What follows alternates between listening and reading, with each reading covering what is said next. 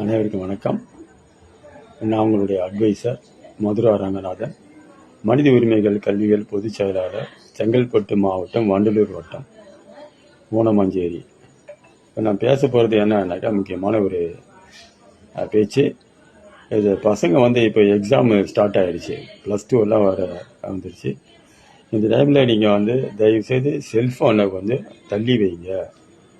செல்ஃபோனை யூஸ் பண்ணாதீங்க. காப்பி அடிக்கிறது ட்ரை பண்ணாதீங்க.